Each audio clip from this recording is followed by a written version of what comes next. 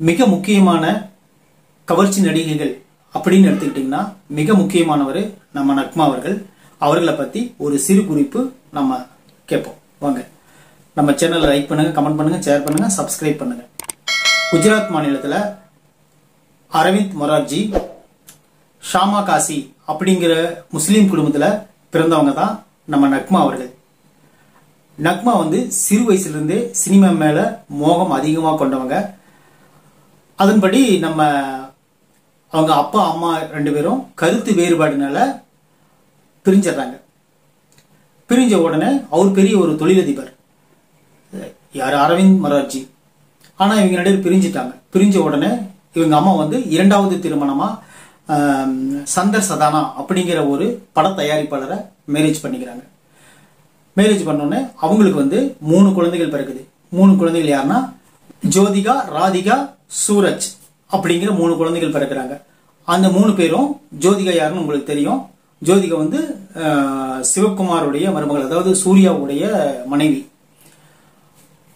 இவங்க ஒரு ஃபேமிலியா இருக்காங்க. இவர் தயாரிப்பாளராக இருக்காரு. யாரு? அவரு இரண்டாவது கணவர், அவங்க அம்மாவோட இரண்டாவது கணவர் சந்தர் சதான். அவர் ஒரு தயாரிப்பாளர் இருக்குங்காட்டியும் ஈஸியா நக்மா அவர்கள் சினிமாவுக்குள்ள நுழையிறதுக்கு வாய்ப்பு அதிகமாக கிடைச்சது.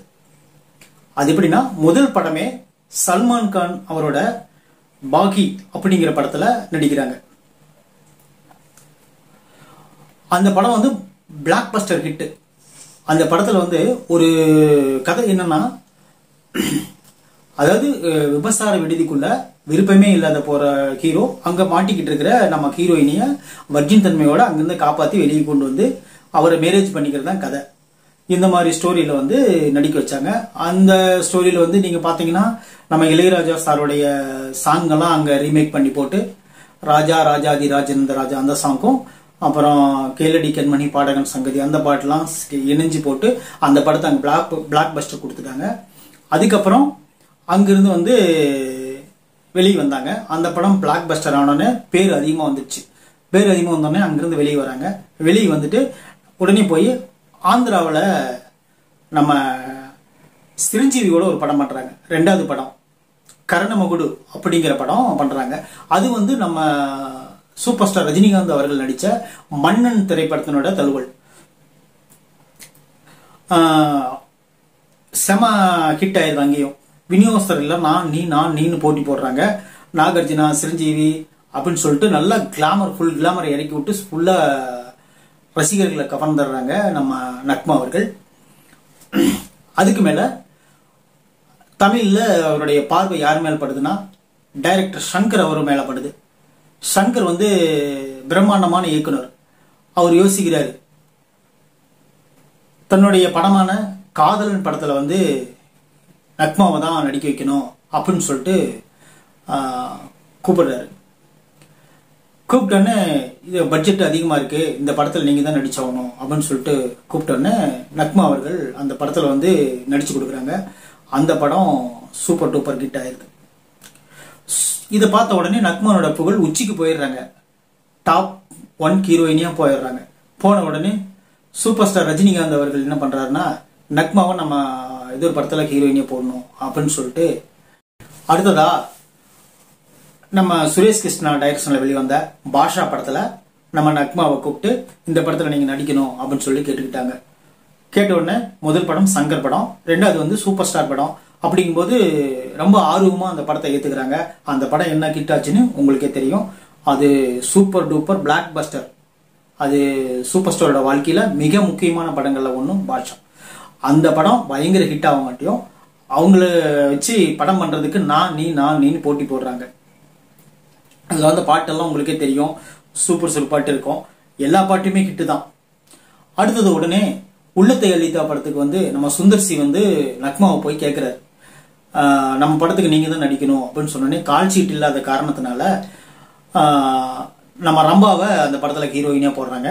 எப்படியாவது ஒண்ணு நக்மாவை நம்ம படத்துல ஏதோ ஒரு படத்துல ஹீரோயினியா போட்டுறணும் அப்படின்னு சொல்லிட்டு அவருக்கு ரொம்ப ஆர்வம். ஏன்னா பெரிய பெரிய படங்கள்ல நடிச்சிட்டாங்க. அடுத்தது நம்ம படத்துல கண்டிப்பா நடிச்சாகணும் அப்படின்னு சொல்லி சுந்தர் சி ரொம்ப விருப்பப்பட்டாரு.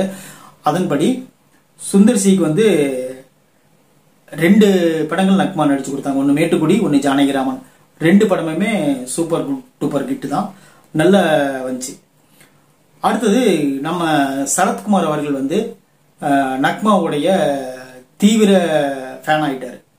ஆன உடனே அவர் வந்து ரகசிய போலீஸ் அப்படிங்கிற படத்துக்கு அவசரம் நிறைய படங்கள் அவங்களோட சேர்ந்து நடிச்சிருக்காங்க. அரவிந்தன், ரகசிய போலீஸ் நிறைய படங்கள் நடிச்சிருக்காங்க. இருந்தாலும் அவர் கூட ரொம்ப மிங்கிளாகி ரொம்ப முக்கியமான ஹீரோயின் ஒருத்தி ஆகிட்டாங்க. அப்புறம் கொஞ்ச நாள் போச்சு. இப்படியே படங்கள் ஒன்னொன்னு மேல வர வர வர குறிப்பா ஒரு படத்தோட நடிச்சாங்க.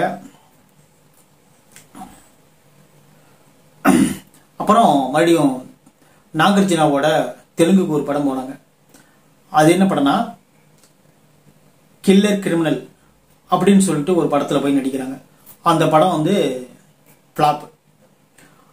ஃபிளாப் ஆன உடனே கொஞ்சம் கொஞ்சம் அவங்களுடைய இது டவுன் ஆக ஆரம்பிச்சது, அந்த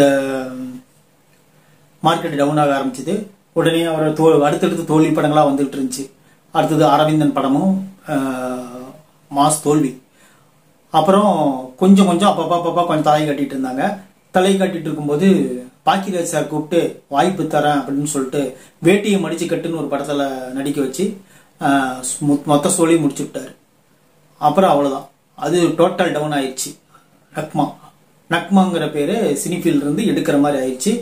மறுபடியும் கம்பேக் கொடுத்தவர் வந்து சரவண சுப்பையாங்கிற ஒரு டைரக்டர். அவர் வந்து சிட்டிசன் படத்துல வந்து நல்ல ரோல் கொடுத்தாரு. இன்வெஸ்டிகேஷன் பண்ற ஒரு சிபிஐ அதிகாரியா நல்ல ரோல் கொடுத்தாரு. அந்த ரோல் வந்து நல்லா சிறப்பாகவே பண்ணாங்க நம்ம நக்மா அவர்கள்.